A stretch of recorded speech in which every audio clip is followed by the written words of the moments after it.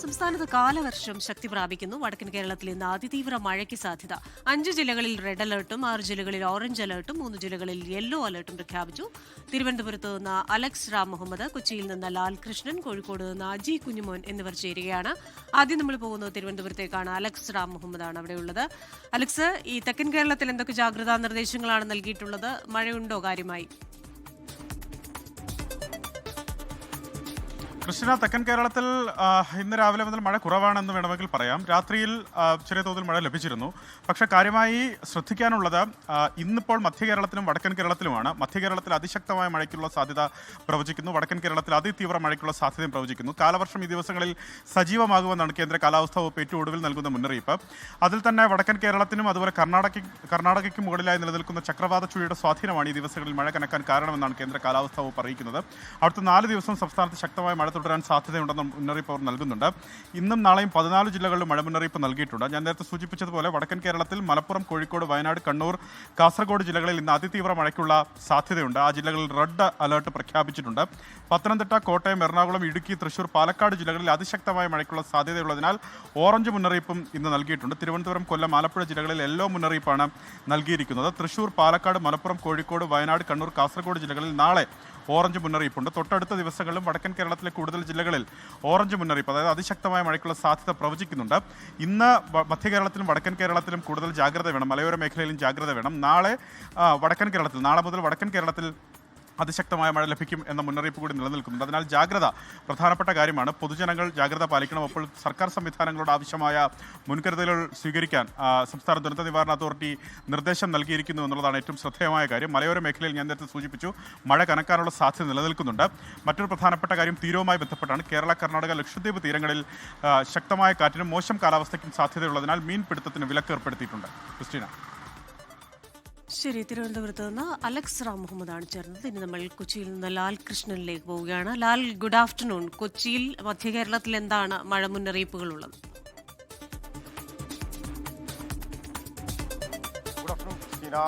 മധ്യ കേരളത്തിൽ ഉച്ചവരെ ഉണ്ടായിരുന്ന മഴയ്ക്ക് ഒരു ശമനമുണ്ട് എന്നുള്ളത് ആശ്വാസകരമായ കാര്യം തന്നെയാണ്. പ്രത്യേകിച്ച് എറണാകുളം നഗരത്തെ സംബന്ധിച്ചിടത്തോളം നഗരത്തിൻ്റെ പല ഭാഗങ്ങളിലായിട്ട് വെള്ളക്കെട്ടുണ്ടായിരുന്നു. രാവിലെ മുതൽ നമ്മൾ കാണുന്നത് പാലാരിവട്ടം, അതോടൊപ്പം തന്നെ ഇടപ്പള്ളി ബൈപ്പാസ്, തൃപ്പൂണിത്തുറ മേഖലകളിലെല്ലാം തന്നെ രൂക്ഷമായ വെള്ളക്കെട്ടാണ്.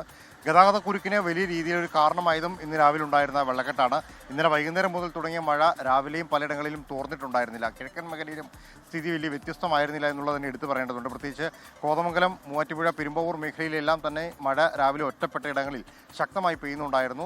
40 കിലോമീറ്റർ വേഗതയിലുള്ള കാറ്റിന് സാധ്യതയുണ്ട് എന്നുള്ളത് കൊണ്ട് തന്നെ തീരദേശ മേഖലയിലടക്കം ജാഗ്രതാ നിർദ്ദേശം നിലനിന്നിരുന്നു. എന്നാൽ മാനം തെളിഞ്ഞു നിൽക്കുന്ന ഒരു അവസ്ഥയിലേക്കാണ്. ഇപ്പോഴും ഓറഞ്ച് അലേർട്ട് തുടരുന്നുണ്ട് ജില്ലയിൽ. സമീപ ജില്ലകളിലും ഇത് തന്നെയാണ് അവസ്ഥ. ആലപ്പുഴ ജില്ലയിൽ ഒഴികെ മറ്റ് ജില്ലകളിലും ഓറഞ്ച് അലേർട്ട് തന്നെയാണ് ഇന്ന് മുഴുവനായിട്ട് നൽകിയിരിക്കുന്നത്. ഈ സാഹചര്യത്തിൽ മുൻകരുതലുകൾ ഇപ്പോഴും തുടരുന്നുണ്ട്. പ്രത്യേകിച്ച് ഇടുക്കിയുടെ മലയോര മേഖലകളടക്കമുള്ള മേഖലകളിൽ ഈ സാഹസിക വിനോദത്തിനടക്കമുള്ള നിയന്ത്രണങ്ങൾ ഇപ്പോഴും തുടർന്നുകൊണ്ടിരിക്കുകയാണ്. അതിരപ്പള്ളി അടക്കമുള്ള മേഖലകളിലേക്കുള്ള യാത്രയ്ക്ക് രാത്രികാലങ്ങളിലുള്ള വിലക്കും ഇതോടൊപ്പം തന്നെ തുടരുന്നുണ്ട്. മലയോര മേഖലയിലേക്ക് യാത്ര ചെയ്യുന്നവർ ഈ ജാഗ്രതാ നിർദ്ദേശങ്ങൾ പാലിക്കണം എന്നുള്ളത് തന്നെയാണ്. മത്സ്യബന്ധനത്തിന് മറ്റ് വിലക്കുകളോ മറ്റു കാര്യങ്ങളോ ഇല്ല എങ്കിൽ പോലും തീരദേശത്തുള്ളവർക്കും ജാഗ്രതാ നിർദ്ദേശം തുടരുന്നുണ്ട്. വൈകിട്ടും മഴയ്ക്കുള്ള സാധ്യത കണക്കിലെടുത്തുകൊണ്ട് തന്നെയുള്ള മുൻകരുതലുകൾ സ്വീകരിക്കണം എന്നുള്ളതാണ് കാലാവസ്ഥാ നിരീക്ഷണ കേന്ദ്രവും ദുരന്ത നിവാരണ അതോറിറ്റിയും നൽകുന്ന മുന്നറിയിപ്പ്. ശരി, കൊച്ചിയിൽ നിന്ന് വിശദാംശങ്ങൾ നൽകുകയായിരുന്നു ലാൽ കൃഷ്ണൻ. ഇനി കോഴിക്കോടേക്കാണ്. അവിടെ അജി കുഞ്ഞുമോനുണ്ട്. അജി, വടക്കൻ കേരളത്തിൽ മഴ മുന്നറിയിപ്പുകൾ നൽകിയിട്ടുണ്ടോ? പ്രത്യേകിച്ച് ഈ മലയോര മേഖലകളിലൊക്കെ കനത്ത മഴ പെയ്യും, ജാഗ്രതാ നിർദ്ദേശങ്ങളുണ്ട്, പല ജില്ലകളിലും റെഡ് അലേർട്ട് ഉണ്ടായിരുന്നു. വിവരങ്ങൾ. തീർച്ചയായിട്ടും ക്രിസ്റ്റീന, ഗുഡ് ആഫ്റ്റർനൂൺ. ക്രിസ്റ്റീന സൂചിപ്പിച്ചതുപോലെ തന്നെ മലയോര മേഖലകളിൽ വലിയ തരത്തിലുള്ള മഴ ഇപ്പോഴും പെയ്തുകൊണ്ടിരിക്കുകയാണ്.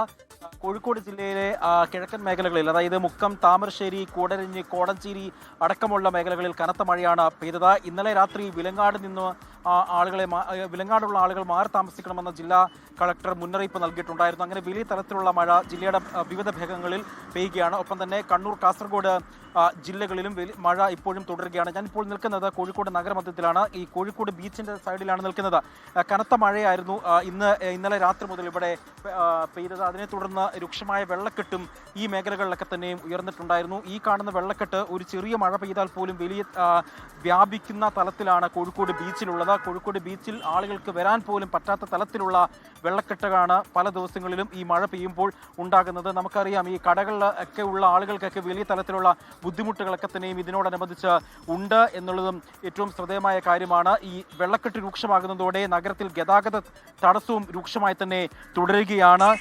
ഈ ശക്തമായ കാറ്റും മലയോര മേഖലകളിൽ ഉണ്ട്. അത് മാത്രമല്ല കോഴിക്കോട് ജില്ലയുടെ വിവിധ ടൂറിസ്റ്റ് കേന്ദ്രങ്ങൾ 2 ദിവസത്തേക്ക് മുന്നറിയിപ്പുണ്ട്. ആളുകൾ കയറാൻ പാടില്ല, ടൂറിസ്റ്റ് സ്ഥലങ്ങൾ സന്ദർശിക്കാൻ പാടില്ല എന്ന മുന്നറിയിപ്പും നൽകിയിട്ടുണ്ട്. കനത്ത ജാഗ്രതയാണ് ജില്ലയിൽ നൽകിയിരിക്കുന്നത്. കോഴിക്കോട് ജില്ലയിൽ ഇന്ന് റെഡ് അലർട്ടാണ് ഉള്ളത്. റെഡ് അലർട്ട് ഉള്ളതുകൊണ്ട് തന്നെ തീരദേശ മേഖലയിൽ സമീപത്ത് താമസിക്കുന്നവർക്കും ഒപ്പം തന്നെ കടലിൽ പോകുന്നവർക്കും ഒക്കെ തന്നെയും മുന്നറിയിപ്പുണ്ട്. ക്രിസ്റ്റീന, ശരി. സംസ്ഥാനത്ത് വിവിധ മേഖലകളിൽ നിന്ന് മഴ മുന്നറിയിപ്പുമായി ബന്ധപ്പെട്ട വിശദാംശങ്ങൾ നൽകുകയായിരുന്നു ഞങ്ങളുടെ പ്രതിനിധികൾ.